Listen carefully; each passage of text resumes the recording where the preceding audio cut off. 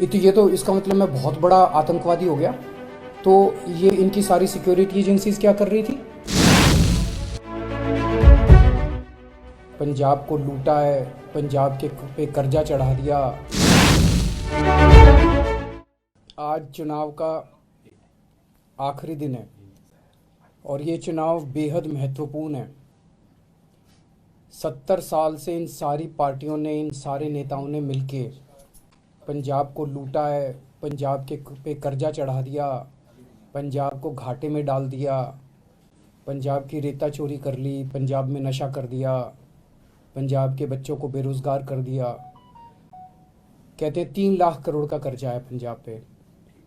सवाल उठता है ये 3 लाख करोड़ गया कहाँ? इन्होंने तो कोई काम नहीं किया, कोई स्कूल नहीं बनाए, कोई अस्पताल नहीं बनाए, कोई यूनिवर्सिटी नहीं बनाई, कोई कॉलेज नहीं बनाए। ये 3 लाख करोड़ रुपए गया कहाँ? ये इन लोगों के स्विस बैंकों में गया। इन्होंने बड़ी बड़ी प्रॉपर्टियां बना ली इन सारे नेताओं ने, और जनता जो है वो भुखमरी के कगार पे है।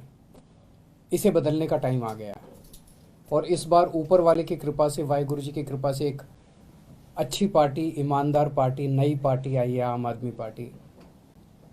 इससे डर के ये सारे भ्रष्टाचारी इकट्ठे हो गए हैं, ये सारे नेता इकट्ठे हो गए हैं, सारी पार्टियां इकट्ठी हो गई हैं, अकाली दल, बीजेपी, कांग्रेस। ये तो इसका मतलब मैं बहुत बड़ा आतंकवादी हो गया। तो ये इनकी सारी सिक्योरिटी एजेंसीज क्या कर रही थी? पिछले 10 साल में 3 साल तो कांग्रेस की सरकार थी। कांग्रेस वालों ने क्या किया? सो रहे थे वो लोग।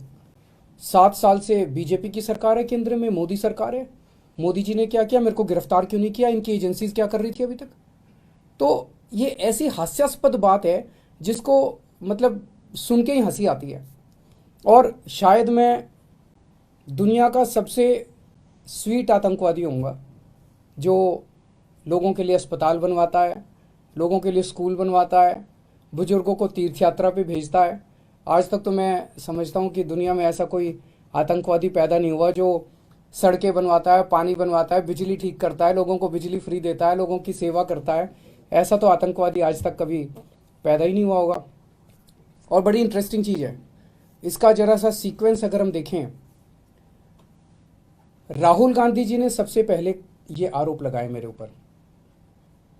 अगले दिन प्रधानमंत्री जी ने वही भाषा इस्तेमाल की जो राहुल गांधी ने इस्तेमाल की। अगले दिन प्रियंका गांधी ने वही भाषा इस्तेमाल की। अगले दिन सुखबीर बादल ने वही भाषा इस्तेमाल की। मेरे को कुछ लोग, मेरे लोग कह रहे थे जी राहुल गांधी पे लोगों को यकीन नहीं, या राहुल गांधी जी कुछ बोलते थे तो जनता विश्वास नहीं करती। लेकिन ये नहीं सोचा था कि प्रधानमंत्री नरेंद्र मोदी जी राहुल गांधी की नकल करेंगे, एक दिन ऐसा भी आएगा। प्रधानमंत्री जी भी राहुल गांधी बन जाएंगे, एक दिन ऐसा भी आएगा। और ये इतना बड़ा आतंकवादी ये पकड़ा कैसे गया? पिछले 10 साल में, 7 साल में, जब से मोदी सरकार आई है, इन्होंने मेरे घर पे, मेरे दफ्तर पे दिल्ली पुलिस की रेड कराई, उसमें कुछ नहीं मिला। इन्होंने मेरे पे इनकम टैक्स की रेड कराई, ईडी की रेड कराई, सारी एजेंसीज की रेड कराई, मेरे दफ्तर में, मेरे बेडरूम तक पहुंच गए, किसी भी एजेंसी को कुछ नहीं मिला। फिर एक दिन एक कवि ने खड़े होकर कविता सुनाई और उस कविता में उसने कहा कि 7 साल पहले केजरीवाल ने मेरे को कहा था कि देश के 2 टुकड़े करेंगे, एक टुकड़े का पीएम तू बन जाइए और एक टुकड़े का पीएम मैं बन जाऊंगा। और उसके बाद राहुल गांधी ने ये बात कही।